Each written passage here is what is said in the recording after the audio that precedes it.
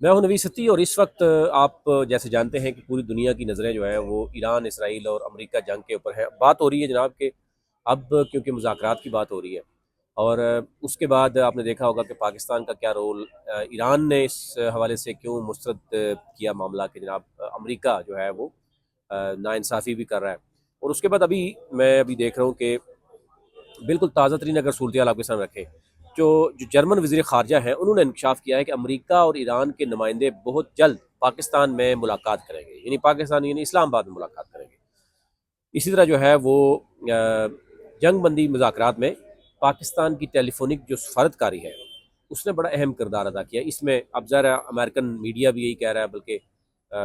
آپ کا پڑوسی میڈیا بھی، بھارت کا میڈیا بھی چیخ چیخ کے بتا رہا ہے ان کو کہ جناب پاکستان نے بہترین سفارتکاری اس معاملے میں کی ہے، اور ایران اور امریکہ اور اسرائیل کا پاکستان کی سفارتکاری پر اعتماد کرنا، یہ انٹرنیشنل لیول پر پاکستان کو بہت بڑا اعتماد ملے گا۔ لیکن پڑوسی ملک ظاہر ہے پاکستان کو تو تنہا کرنا چاہ رہا تھا، اب مودی صاحب خود تنہا ہو گئے،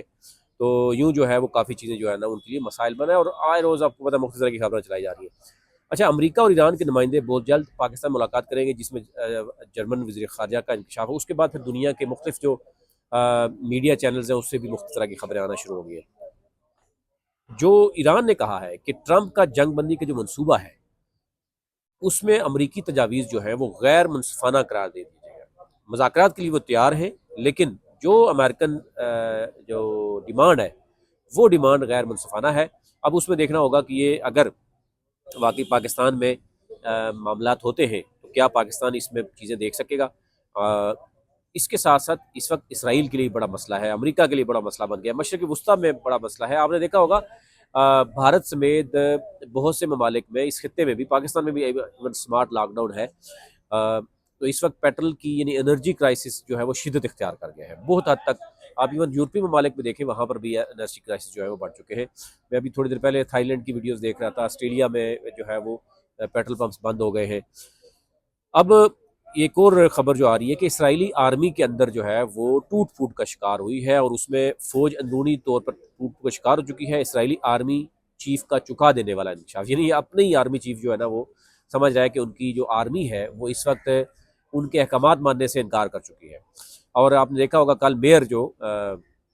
وہ اسرائیل کا ہے وہ بھی بیچارہ چیخ رہا تھا کہ یہ ہو کیا رہا ہے، ہم پہ حملہ اٹیکس جو ہو رہے ہیں۔ اب تو ظاہر ہے بہت سی چیزیں جو تھیں، بہت سی جو رکاوٹیں تھیں وہ ایران عبور کر کے میرے خیال سے انٹر ہو چکا ہے ہر لحاظ سے۔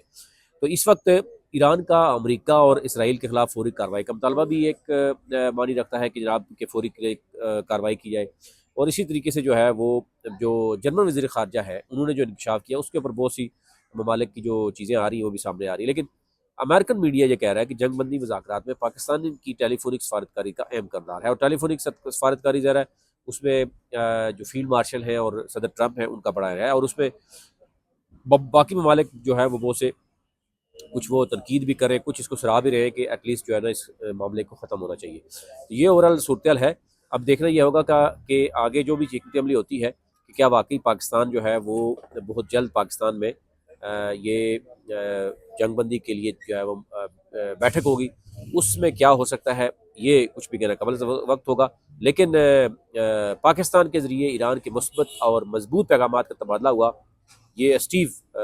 وٹکاف کا بھی یہ اعتراف کیا ہے۔ اور اب دیکھنا یہ ہوگا کہ اس میں کیا۔ ایک اور خبر میں آپ کو ساتھ شامل کرا دوں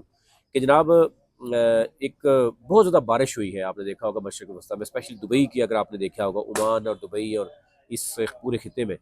کہ یہ بڑا انکشاف ہو رہا ہے کہ یہ وہ بارشیں ہیں جو ان ایکسپیکٹڈ ہیں، یعنی ایکسپیکٹ نہیں کی جاتی تھی۔ وہ اس قدر بارش تیز ہوتی ہے، اس کے بعد جو وہاں کی شاہراہیں ہیں وہ سمندر کا رخ اختیار کر لیتی ہیں، اور وہاں پہ جو کھڑی گاڑیاں ہیں وہ تیرنا شروع ہو جاتی ہیں، اور ابھی نقصان کا تخمینہ بھی لگایا جا رہا ہے، لیکن یہ ایک ان ایکسپیکٹڈ ہے کہ جو